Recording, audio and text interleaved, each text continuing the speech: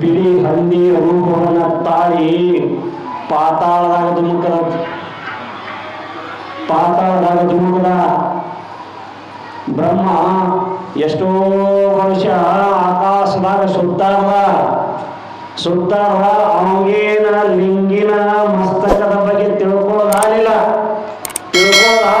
ಅವಾಗ ಪರಮಾತ್ಮನ ಸುಳ್ಳು ಹೇಳಬೇಕು, ನಾ ತಿಳ್ಕೊಂಡಿನಿ ಅಂತೇಳಿ ಸುಳ್ಳು ಹೇಳಬೇಕಂತೇಳಿ ಬ್ರಹ್ಮ ಬರುವಾಗ ಸಾಕ್ಷಿ ತಗೊಂಡು ಬಂದಿದ್ದ. ಯಾರನ್ನ ಸಾಕ್ಷಿಯನ್ನಾಗಿ ತಗೊಂಡು ಬಂದಿದ್ದ? ಕಾಮಧೇನು ಅಂದ್ರ ಆಕಳನ್ನ ಸಾಕ್ಷಿಯನ್ನಾಗಿ ತಗೊಂಡು ಬಂದಿದ್ದ. ಪರಮಾತ್ಮನ ಮುಂದೆ ಸಾಕ್ಷಿ ಹೇಳಿಸುವುದರ ಸಲುವಾಗಿ. ಆತನ ಏನು ನೋಡಿಲ್ಲ ಲಿಂಗಿನ ಮಸ್ತಕದ ಬಗ್ಗೆ. ಸುಳ್ಳನ್ನ ಸತ್ಯವನ್ನಾಗಿ ಹೇಳಿಸುವ ಸಲುವಾಗಿ ಆ ಆಕಳನ್ನ ಸಾಕ್ಷಿಯನ್ನಾಗಿ ಕರ್ಕೊಂಡು ಬಂದಿದ್ದ ಬ್ರಹ್ಮ. ವಿಷ್ಣು ಹಾಗ ಬಂದಿದ್ದಂತೆ.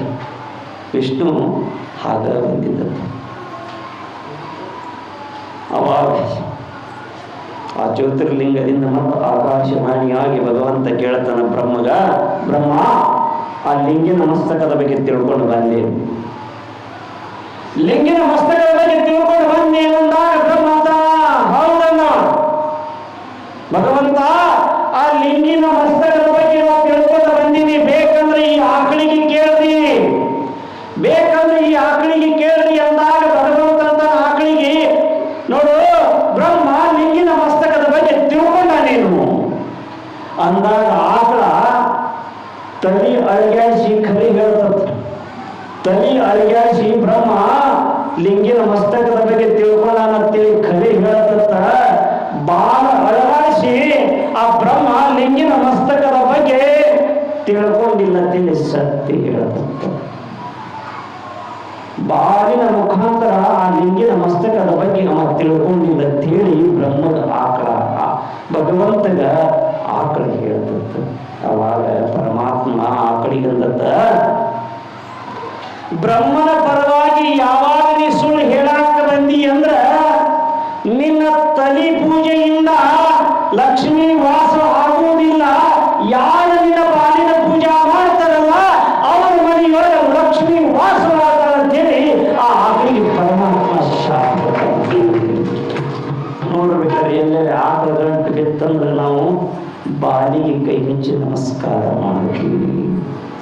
ಅವಾಗ ಬ್ರಹ್ಮ ಹೇಳ್ತಾನೆ, ಬ್ರಹ್ಮ ಆ ಲಿಂಗಿನ ಮಸ್ತಕದ ಬಗ್ಗೆ ತಿಳ್ಕೊಂಡಿ ಅಂತೇಳಿ ಸುಳ್ಳು ಹೇಳಿ ಅಂದ ಬಳಿಕ ಈ ಜಗತ್ತಿನೊಳಗೆ ಯಾರೂ ಪೂಜಾ ಮಾಡಬಾರ್ದಂತೇಳಿ ಪರಮಾತ್ಮ ಬ್ರಹ್ಮಗೆ ಶಾಪ ಕೊಟ್ಟನಂತ.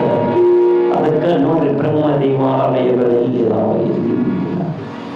ಅವಾಗ ವಿಷ್ಣುವಿನ ಸರದಿ ಬತ್ತು. ವಿಷ್ಣು ಆ ಲಿಂಗಿನ ಪಾದದ ಬಗ್ಗೆ ತಿಳ್ಕೊಂಡಿಯೇ, ಆ ಲಿಂಗಿನ ಪಾದದ ಬಗ್ಗೆ ತಿಳ್ಕೊಂಡಿಯೇ ಅಂದ ವಿಷ್ಣು ಅಂದ.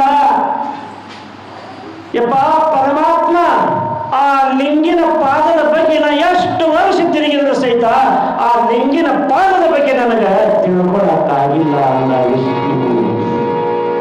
ಅವಾಗ ಪರಮಾತ್ಮ ಅಂತಾನ, ವಿಷ್ಣು ಯಾವಾಗ ನೀ ಸತ್ಯ ಹೇಳಿ ಅಂದ ಬಳಿಕ ನೀ ಜಗತ್ ಪೂಜ್ಯನೀಯನಾಗು ಅಂತ ಹೇಳಿ ಪರಮಾತ್ಮ ವಿಷ್ಣು ಆಶೀರ್ವಾದ ಏನಂದ್ರ ಲಿಂಗಿನ ಮಹತ್ವ ಅಂತಿಂತವರಿಗೆ ತಿಳಿದಿಲ್ಲ ಅಂದ ಬಳಿಕ ವಿಚಾರ ಮಾಡಿ ಆ ಲಿಂಗದೊಳಗೆ ಎಷ್ಟು ಮಹತ್ವ ಅದ. ಅದಕ್ಕೆ ಅಂತ ಲಿಂಗ ಕಟ್ಕೋರಿ. ಅದಕ್ಕೆ ಮನ್ಮಥ ಸ್ವಾಮಿಗಳವರಾದ್ರೆ ಹೇಳ್ತಾರೆ, ಲಿಂಗ ಹಾಚಿ ಜಯ ಹಾಚಿ ಪ್ರಾಣ ತೋ ಹರ ಹಾಚಿ ಸೋಡಿ ಪ್ರಾಣ ಅಂದ್ರೆ